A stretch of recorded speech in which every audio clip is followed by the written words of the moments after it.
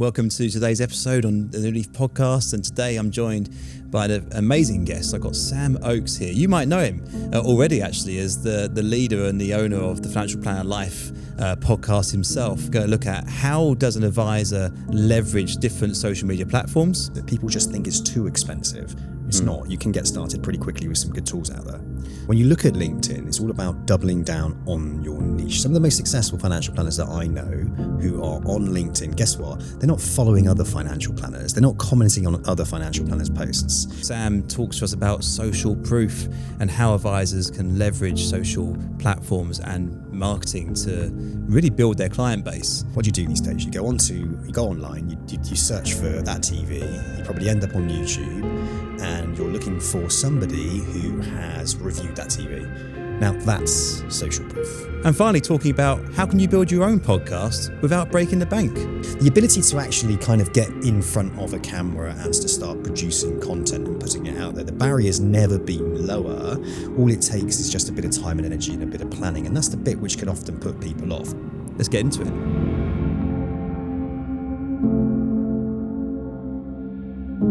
Hi, Sam. Lovely to have you on the podcast today. How are you doing? I'm awesome, Dan. Thank you very much. It's been amazing spending a few days with you and the team here at New Leaf and creating some beautiful content here at the Four Seasons in London. So it's been a really fun few days. Yeah, really good. And obviously, I was really interested to have you on as a guest on our new podcast, on our season 1 of our new podcast, the New Leaf podcast. Yep. And you've been helping us produce that, which is fantastic. And I wanted to get into your marketing expertise and how that will resonate with the advisors that are going to listen into this podcast, this episode of ours today. You're obviously quite a solid marketeer by this point. Thank you. But you've specialised in video. Is that a medium that you feel is where advisors should focus on going forward from the old traditional methods of marketing in the sort of print format that they normally do? I think traditional print format, I think blogging, I think websites, articles, all those things still have their place. I just think video is a medium now that people really are consuming quite heavily. So if you look at YouTube, for example, it's just one of the fastest growing and most popular platforms. There's a reason for that, because people like to watch content and they also like to consume content by listening to it. So if you think about it, you can't read an article, can you, when you're out having a run? You can't read an article when you're doing the washing up or driving to go and see a client. No, so it's true. There has to be a place for other forms of content. And I don't think as well, this is one thing I've always understood, right? When you look at blog articles, etc., there's only so much that you can consume that will actually build a picture of the person that you're talking to. Whereas being able to listen or watch the person that is potentially going to either be a client of yours or a partner or somebody you're going to work with, right? Yeah, I know. And we were talking off air actually a little bit about socializing, and especially in this industry, it's quite a sociable industry generally. And I think that's a good point, because when you do end up mixing and networking, or however you want to put it, sometimes if someone recognizes you on a video, from video, they feel like they know you. Yeah. And I think that can help with people approaching you and feeling like you're more open to discussing things with them as well. Yeah. So you've hit the nail on the head. One of the biggest things that video will actually do is build trust. Yeah. So you don't physically need to go out and meet people. You won't see me at every single networking event, but I guarantee you people at that networking event, especially if it's in financial planning, will know who I am if someone raised my name. So I'm not Mr. Social. I don't get out there, here, there, and everywhere. We talked about boozing, didn't we? And going out to networking events. Yeah, sometimes it can be. And for me, it's kind of like, it's just not that interesting to me to go to those types of events. So I sort of turned it on its head and put it, right, okay, well, what can I do? Well, creating content, video content, talking to my audience, the people that I want to work with, and then putting it out there for other people to listen to and learn from. That was the way that I wanted to approach it, to create video content, to create podcast content that inspires and educates people. And by doing that, a byproduct is that people get to know me, they get to know my personal brand, they get to know my aspirations, my trust building side of my personality. Yeah. Do you think that some advisors who are interested in video get intimidated by it? Yeah, massively. I think they get intimidated by it because they just don't quite know where to start. Okay. That's one of the things that I think. There's so many platforms now to use as well. Yeah, huge. And it doesn't need to be that complicated. But at the same time, though, I will say this as well. Not everybody needs to go on video, and not everybody wants to go on video. And people shouldn't feel like they have to put their arm behind their back by their boss or something to say, you've got to get on video. Some people just don't want to do it. They're not wired that way. And that's absolutely fine. But there are a set few different types of companies that are up for it. And especially if a company has more than one employee, right? Let's say you've got 15, 20, 25, hundreds of employees. There will be somebody within that business that would happily get on camera, and happily talk about the company, maybe happily host a podcast series for that business. So there are definitely people within companies that want to do it, but not everybody needs to do it. And I would never pressurize anybody to do it. But one of the most interesting things is, we saw it with Sam Chalice on your podcast yesterday. She was quite nervous coming on. Yes. But she came on, first time she's ever done a podcast, and she absolutely smashed it out of the park.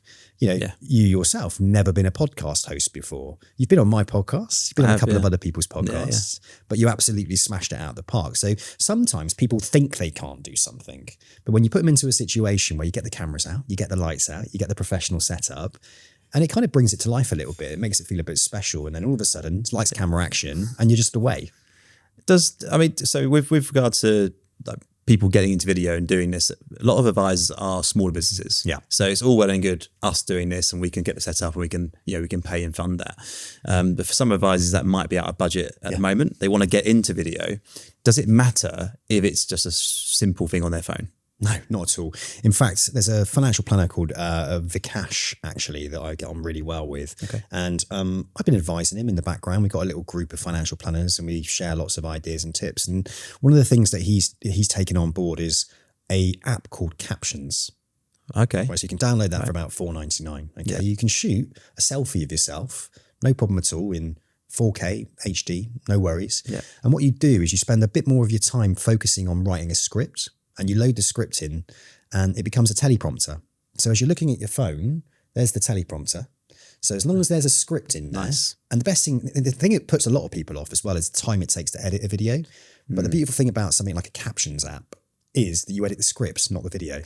Yeah, so it's just you're sort of talking head. Yeah. Just going, and you're getting it right first time because you haven't got to think through what you're saying. Exactly that. And then what it also does for you is it's got a little AI tool. So as you're reading the captions, and you've got to learn to read them, naturally, like you're not reading any, transcripts. But as you're looking at it, there's a little AI tool that corrects your eyes. Oh, okay. So it shows that you're looking at the camera. Yeah. And then it does beautiful things like creates the captions for you, brands them up, you can put your logo on it, and you can even splice in some B-roll videos as well to make it a bit more interesting. Nice. So the ability to actually kind of get in front of a camera and to start producing content and putting it out there, the barrier's never been lower. All it takes is just a bit of time and energy and a bit of planning. And that's the bit which can often put people off. But if you prefer to be factually correct, if you prefer to be not thinking on your feet, then Captions is a fantastic tool because, like I said, edit the script, not the video. Well, that's great advice. And I think there's a lot of people out there who would like to do this and would like to get their name out there better and have that shop window available to them, which is free for them to use as well. But obviously they're just that reticent. They're a bit within themselves to get started. Let me help you there, because what you've got to think about is what are the frequently asked questions that come up on a regular basis. So day in, day out, they will be asked some proper simple questions from clients, or more often than not, they're surprised by the simplicity of the type of problems that clients are actually experiencing. Yeah. My advice to anybody is to sit down with your iPad or a notepad, right? And just write down all those questions. Yeah. What are those frequently asked questions? What are the ones you're answering all the time? Yeah. Write those down. There's your list of content straight away. Don't be overcomplicating things. Create simple topics and start there. Then start building out those scripts. But again, the beautiful thing about AI is, right, so if you've got something about pension transfers, can I transfer my pension from the UK to Dubai is a great one, right? Because I work obviously for an international financial planning firm now. Now, when you actually look at that and you just put down what are the frequently asked questions, what are the problems and the barriers, what are the things they should be aware of, and then you chuck it into something like ChatGPT. The variations that you could have are instant. So when it comes to building that script out, it can be, the heavy lifting part of it is now done for you with AI. So it's not, the And barrier to entry is low. most people using those sort of tools already, so they already have half the arsenal ready for them anyway. Exactly. I was just thinking about the things that people fail on though. So when they go into this and they start this journey, what are the mistakes that an advisor might make at the start? I think sometimes there are a couple of things, right? One is they think that they have to have, like this is a high-end podcast, okay? It's not cheap to do this, right? It looks great, fantastic. And we'll get onto the reasons why I think high-end podcasts are really, really valuable right now, okay? But anybody can get started in creating a podcast. It's not expensive. So tools like Riverside, for instance, okay? Riverside's an online platform where you can record a podcast. So if you go out and you buy yourself a nice camera, let's say it costs you 300 quid. Like a nice vlogging camera, 400 quid or something like that, right? You buy yourself a nice microphone, you might be spending about 150 quid. A couple of lights, right? You can go onto YouTube and it'll teach you how to set the lights up. Let's say in total, you spent £1,000 max on setting up your lights and camera and your microphone. Riverside is 20 quid a month, something like that, right? So all of a sudden, you've got a studio that automatically records your content directly into it. Not only podcasts, but once you've set your camera up and your microphone and everything, you can talk directly into your Riverside, record it into 4K, it goes straight into the cloud, and then you can edit it in Riverside as well. Nice. So it comes with like an editing suite as well. So again, kind of the barrier to entry is really, really low, but people overcomplicate it. They might get the old Compare and Despair and look at a Financial Planner Life episode and think, God, crikey, St. James's Place or New Leaf, they're doing it this way. But you got to remember, I started out doing it in the back of my bedroom and it looked absolutely awful. And the key is it's even better now. The ability to actually put great content out, 4 episodes a month. You could after you've got your kit, you could be spending £200 a month to do that, no problem at all, and your time and energy. So there's that. That's one of the kind of common misconceptions I would say, is that people just think it's too expensive. It's not. You can get started pretty quickly with some good tools out there. And I mean, there's lots to do. We mentioned there's lots of platforms, right? So one of the things people think, oh, what have I got to post on? How do I do that? What's the strategy? So you got LinkedIn, you got your Instagram, you got TikTok and Facebook and others. Is it simply get a login for all of them, stick the same video on all the platforms? Or do you strategize? I have a different strategy for each one. I would prefer to focus my time and energy on a few platforms, the ones that I feel are more aligned to me and more beneficial to me and where my type of clients are hanging out. Okay. So I'm not a big fan of Instagram, TikTok, Facebook. In fact, I haven't had a Facebook account for a long, long time. Now, I do know financial planners who make some fantastic lead generation via Facebook community groups. Yes. So I think with advising, that is a good idea, isn't it? Yeah. Absolutely. Anything which is community focused, I think, is really, really good for advice. And also, with Facebook, you tend to get that age demographic, don't you? You tend to get the mums and the dads, the older generation use Facebook more than, say, Instagram or TikTok or other platforms like LinkedIn, for example. I think so. For me personally, and for New Leaf, I use LinkedIn quite a lot because it's business to business. And I'm trying to attract advisors to join our network, right? So that's the point I use it, really, the main reason. But for advisors on LinkedIn, this is my personal opinion. If you're posting stuff about what is an ISA, what is a mortgage, for me, that's the wrong crowd. Okay. That's my personal opinion. Right. I would personally go on LinkedIn and say, my strategy here is to meet introducers. Yeah. I'm going to connect all the accountants, all solicitors. I'm going to produce content for them about why they should work with me as an advisor and how I'm going to make them money. Yeah. You use LinkedIn in the same way that I do. So our audience is the same audience. Yeah. We're looking at financial planners. We're looking at business owners. We're looking at those that work within financial planning, right? Yeah. But there's something to learn from that. It's niche.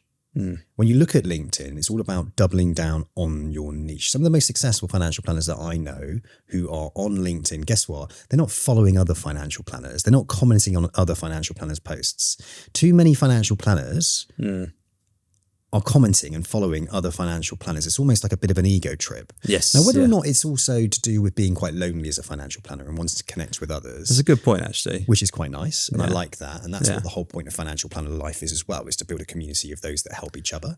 Yeah. But the problem you're getting with it is they're saying, well, I'm not getting any leads through LinkedIn. And it's like, well, you're not connecting with the right people. You need to hang your hat on a niche. I had a really great guy called Lawrence Behrman who came on the podcast. Now, he's 26 years old, chartered fellow, right? Did about 10 million under management in the last year. Did that through LinkedIn. Wow. Now he's doing that through LinkedIn because he's niched down. He's hung his hat on a niche. Okay. And it's legal professionals. Okay. So obviously legal professionals are on there. He knows all the ins and outs about their career, how long it takes to become partner, what salaries they're on, what problems that they're experiencing. Yeah. Guess what he's doing? He's creating specific content that's relevant to the problems That's brilliant. that they're experiencing. Yeah. Now, when you go into these practices and you start to actually speak to individuals, what do? They're very time poor individuals. So they're going to start sharing your name, your number with others within the business as well. I don't think enough financial planners understand the true power of what it takes to niche down. And when you do niche down and then you start creating content around that niche, it becomes super, super powerful. That's a really good point, because actually the way you described there is a little bit different to my opinion, in the sense that actually you can get business from it, but you, rather than being generic, actually go after or target a group of professionals that you want to work with, that are willing to work with you as well, and create content specifically for them. I mean, the biggest mistake people make is they create content for everybody, and you're absolutely right. They follow each other. Yep. So you just get the same stuff recycled from everybody. Yeah. And that can lead to you being a bit thinking, well, it's not working for me. Yeah. You mentioned to me yesterday, Dan Priestley. You met him, didn't you, recently? It might be Mark, actually, but So, yes. Yeah, it might have been Mark. Oh, no, it might have been Sam, actually. Yeah, Sam met him. Yeah, that's right. So he wrote a really good book. It might be worth you reading it, and the listeners of this podcast having a look, because I followed the blueprint. It was Dan Priestley, and it was key person of influence. So how to become a key person influence within a specific niche. So my advice to any financial planner is, how can you become the key person of influence within a specific niche? How can you be the financial planner to the legal profession? How can you be the financial planner to the podcast community? How can you be the financial planner to the e-commerce community? Yeah. And I really like that, because you then become part of an elite circle. Because if you're the financial planner to the legal community, then who's the accountant to the legal community? Who's the web developer? Who's the marketer to that community? You may have seen recently, I met with Samantha Russell in London. She's a top marketer within financial planning, but within the USA. There's 300,000 financial planners within the UK. Right. There's a reason why I go and meet with her. There's a reason why I got her on my podcast. There's a reason why I get to know her, because she's a key person of influence across the pond. And I'm now in the international space. And for me, I want to be able to break into the USA.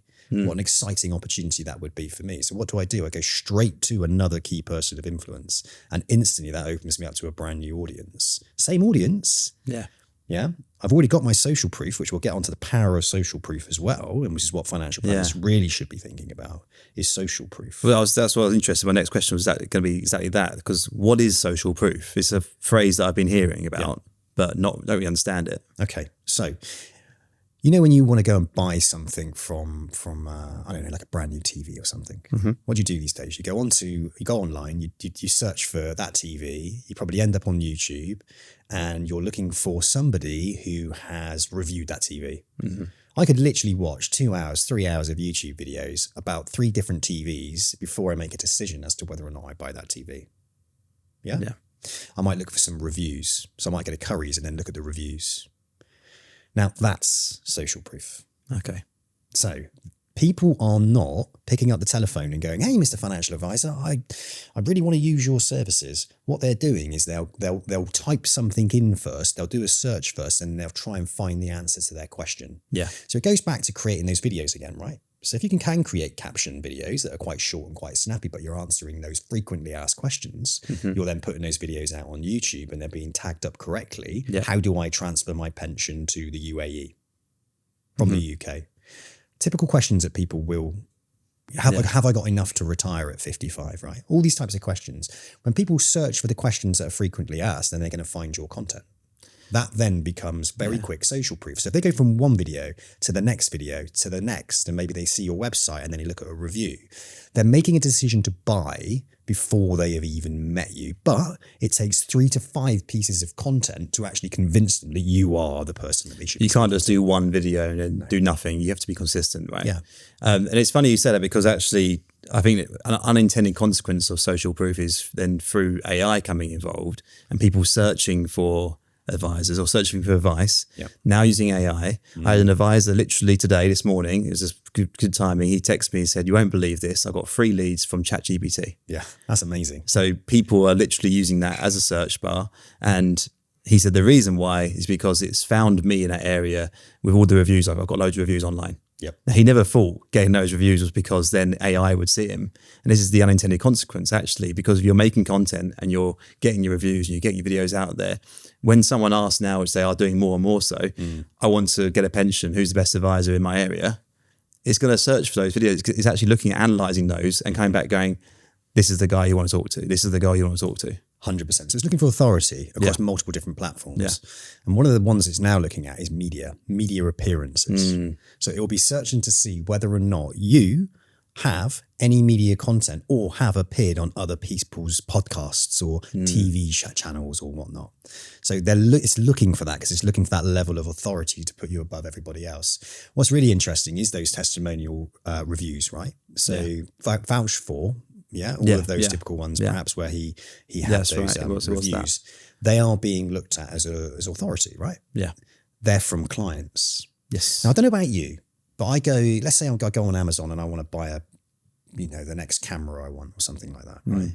I go on there, but when I look at the reviews now, do you know what I think? Bullshit. I do think that, actually, yeah. I mean, this is all fake. And where do I go now? Well, I go to YouTube. Okay. Now that's interesting because YouTube is a platform that's been around for a long time. Look, that's the social media platform that's been here the longest, right? It's been a while. It feels like it's making a huge comeback, especially in our space. Huge. So what is the opportunity for people to re-engage with YouTube again? Okay, so I think we have to look to the USA. They're doing it incredibly well. Right. Shows like The Ramsey Show, getting them nearly a million subscribers.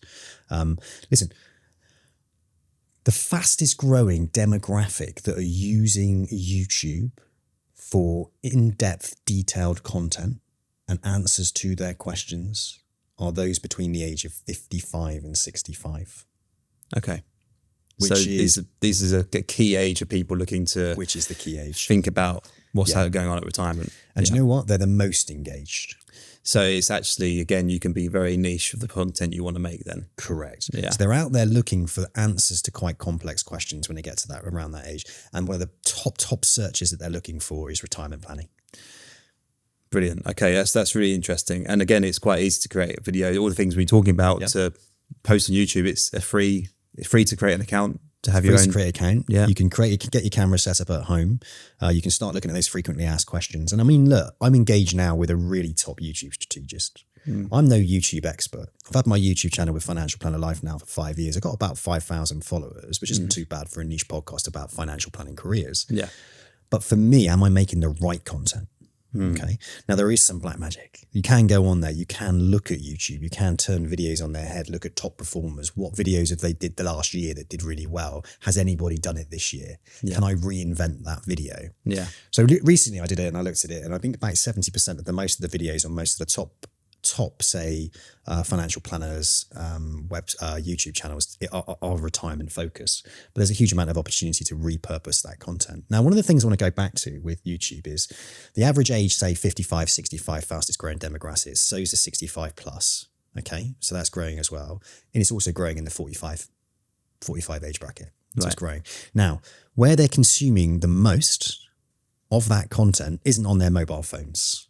All right. Could you picture Mark, your old man, sitting there on his mobile phone watching YouTube? Probably not. Not really. Could you picture him on his, probably, I don't know. Would he sit on the sofa and would he engage on his nice TV that's on the wall and then watch something that reminds him a little bit like daytime TV, or it reminds him a little bit like watching his favorite show? So what they're doing is they're watching on TV way more than any other platform. Right. Therefore, the content that is on that YouTube channel has to start being very high quality, has to start mimicking what it's like to be on TV. So bigger, highly produced content on the TV is doing exceptionally well. Okay. So for me, that's what it's about. So that's where I'm moving into, because I'm actually in the process at the moment of creating an educational financial planning concept YouTube channel for Hoxton Wealth. Yeah. And for me, it's about creating this idea of being in a studio. Okay. So I bring the advisor on and I talk to the advisor, and I'm a presenter. Yeah. And I present stories. Yeah. Now, one of the things, we go back to social proof, right? If I sat on there and put out 100 videos talking at a screen about how brilliant I was and everything that I did and what I do for our clients and all of that stuff, is that as believable as bringing a client on and talking to a client and asking that client about their journey? You know, why did they choose to retire at 55? How did they do it? Yeah. How did cash flow forecasting help them do that? How did they finally land that dream home in France at 57 years old? How do they retire with £1 million? You know, all these types of things are really great questions that people are going to be searching for, but they're hearing it from somebody who's gone on the journey. And that's what's really important to me as well, is the social proof isn't just me talking about how fantastic I am. It's talking to the person who's gone through the journey. Now, bring that back to Financial Planner Life. 250 episodes in, I'm not a financial planner. I have never been a financial planner. I bring people onto my podcast that have gone on that journey, all different types of people, paraplanners, administrators, business owners, self-employed, et cetera, et cetera, et cetera. It was never about me. It was about them. Mm-hmm. And that is the social proof. Authenticity, isn't it? Correct. I mean, the final main question here is, what's the bigger picture for all this? So if you're tying it all together, you know, looking at talent attraction, brand building, and business development, what's the tie-in for being active in video marketing? Again, it is the social proof element for me. Yeah. It's like, how can I be out there without physically being out there? I get over 100 hours a day of my voice in somebody's ears or them watching my content. Over. So that's 4 days in one day. So every second of the day, somebody is listening to my sweet Bristolian dulcet tones and learning about financial planning. And that to me is super powerful. When you're building brand and you're building relationships and you're building connection through the eyes and the ears, that's the most important way to do it. I think you'd be proud of what you've achieved with that, to be honest as well. You can be proud of that. It's been a fun journey. The final question for today. We're asking every guest on our podcast about, you know, what if they were to turn a new leaf? Yeah. Love that. In their own, what's the new leaf they're turning in their business, in their life? I would actually switch this on your end. This question, I would like to think, what would you say to an advisor if they were looking to turn their own new leaf or turn a new leaf in their business? What would you tell them to do? Niche down. Mm-hmm. If you're not niching down at the moment, have the courage to niche down and follow a strategy. Follow a clear-cut strategy. Hang your hat on it. Don't be afraid of niching down, narrow and deep. And don't be afraid to start looking at different ways to communicate with those clients and position yourself as that key person of influence. Any youngster coming through now, or anybody really that's coming in, someone can come into the profession now at 45 years old and could be working for the next 20 years. Yeah. You know, anybody who's coming in, pick a niche. You know, really go to town on it. Find the niche that you're interested in. Because become a super expert in the problems that they're experiencing and start to create content that's relevant to that audience. And don't be afraid to get on camera. Don't get put off by it, because it goes back to what I said earlier. One, social proof and evergreen, right? If I can go to bed at night and someone's listening to the content that I've created, then it's doing my job. So when I pick that telephone up to them, they're going to know hopefully who I am, especially if I'm putting it in front of them. So if I'm on LinkedIn and I'm connecting with people that are part of that niche, that's important to me. So niche down. Don't try and be a master to everybody. Yeah. Pick one specific area, become a super duper expert, and be the go-to financial planner within that niche. That's how I would turn a new leaf. And if I was a financial planner, that's exactly what I would do. I would follow the Financial Planner Life blueprint, and I can teach that to any financial planner. Yeah. How to use a podcast to monetize and business develop is powerful, powerful stuff. I think that's a great bit of advice to end on. So thanks, Sam, for being our guest today on the New Leaf podcast. I love it. And I love the fact that you are stepping into podcasting. And I love New Leaf. I love the energy. And it's definitely going to be the network, if not the network of choice within the UK for these financial planners. Thanks. That's great to hear. Thank you, mate. Cheers.